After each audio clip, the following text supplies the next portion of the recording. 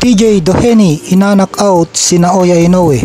Nandun mismo sa ringside si TJ Doheny nung bumagsak si Naoya Inoue kay Luis Nery sa huling laban nito. Bagaman bandang huli, kinawawa at brutal na ni-knockout ni Inoue si Nery.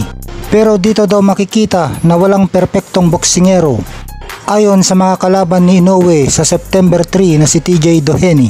Kaya tingin ni TJ Doheny na kaya niyang i-knockout si Inoue, lalo pa at yung sparring partner ni Inoue na si Lamido, kung saan pinahirapan si Inoue sa sparring, ay tinapos lang ni TJ Doheny sa isang round. At nagpalakas pa ng kumpiyansa ni TJ Doheny na ma-upset niya si Inoue ay nagmula sa mababang division si Luis Nery. Samantalang siya umano ay natural at matagal nang lumalaban sa super bantamweight kung saan sila maglalaban ni Inoue na division.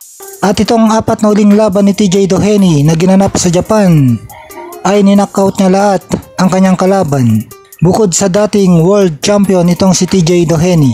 Si Naoya the Monster Inoue ay wala pang talo at kasalukuyang top 2 pound for pound best fighter of the world, undisputed champion in 2 division at 4 division world champion.